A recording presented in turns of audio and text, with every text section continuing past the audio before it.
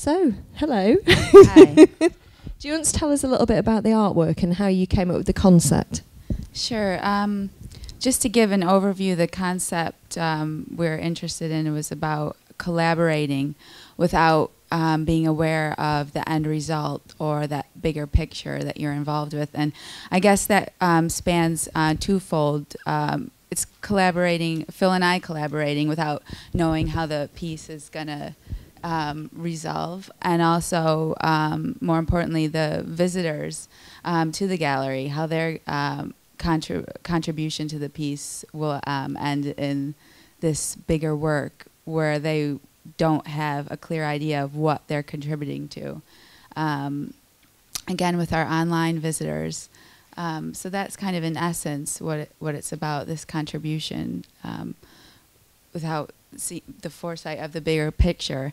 And so we presented them with, I guess, a situation where they can visit the gallery on the 7th floor and get a color reference, which comes from our website, where we invite people to make an image, and they'll receive a fragment from that drawing.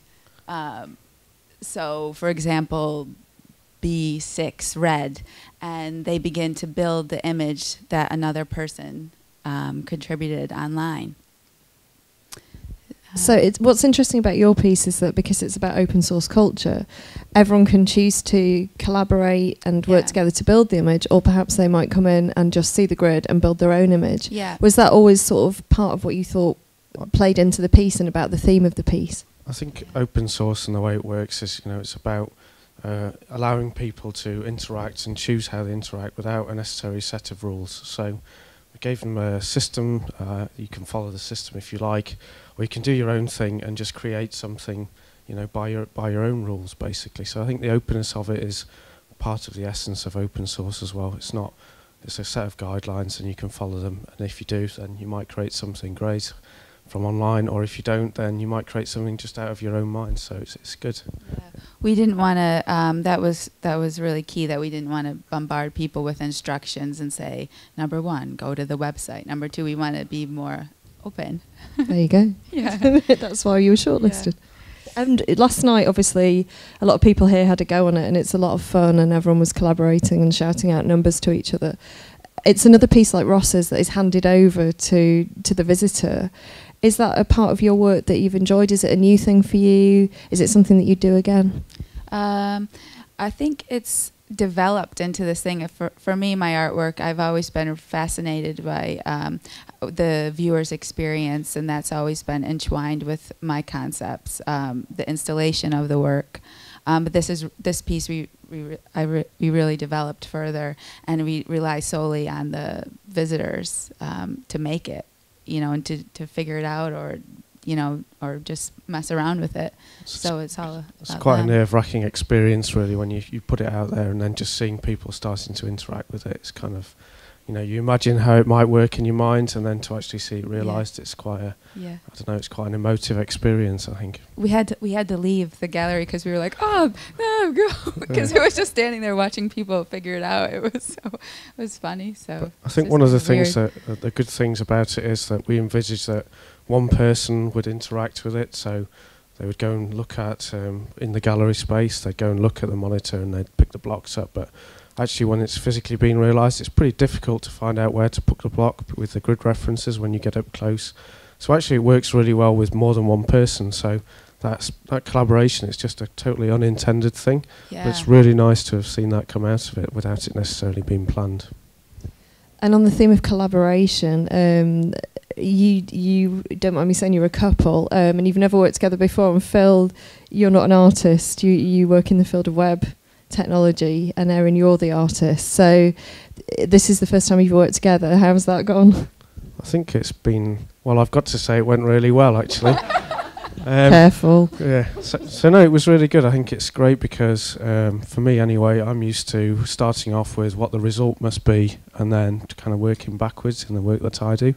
Whereas this one, it's kind of, starting the other way around. And also just working together, I suppose we felt like we could create something together that we couldn't do individually because we both have slightly different practices, if you like. So mine's more technology and the theory, and Erin's more of the artistic. So it worked quite well. I mean, I suppose no one's right either when you're building a piece of art, so that's a refreshing change for me, that I wasn't always wrong. So yeah, I think it went pretty well, actually, and it was a really enjoyable experience as well, you know, to do something together. Do you think he's converted? Do you think? Oh yeah, we have loads of ideas now of projects to work on, so it's really exciting. And you know, Phil hasn't been in the art world, but he has been in a way, because through my like development and practice, he's always like my first kind of person to bounce ideas off of or to run things past. So, and he's harsh, you know, and he has an eye for it, and he is really good at like interpreting things that, you know, from even, you know, doing all of the degrees or whatever MAs that I've done, I would think, okay, Phil, you know, it's good. He has a really good understanding of art and the interpretation of it. So it's a whole new career, Phil. Yeah. That's it, yeah. So now the piece is installed, the same question that we've asked for Ross. Do you think it works well within the whole structure of the exhibition? And what do you hope that people take away from your piece? What's the sort of either experience or message that you want them to take away? Well, I think it's in some degree what we hope to do is create something which was interesting enough for people to want to try and understand the concept of open source in a bit more depth, because it's not something that you come across on a day-to-day basis. It's not something you really think about. I think just the fact that the piece itself is, you know, it's quite interactive, it's very physical, you go there and you're kind of wondering a little bit about it. So I think that we hope that, you know, that is surfaced. And no, that's what I was going to say. Yeah, just that level of understanding kind of. I think it is cohesive as well, as Ross said. I think you know, everything has quite a nice central theme to it, and they're all very different pieces, but they share something which makes them work well together. Well, thank you very much, and thank you for such a brilliant piece and such an engaging piece. People loved it last night, so thank you. Thanks very much. Erin Newell and Phil Bird, thank you.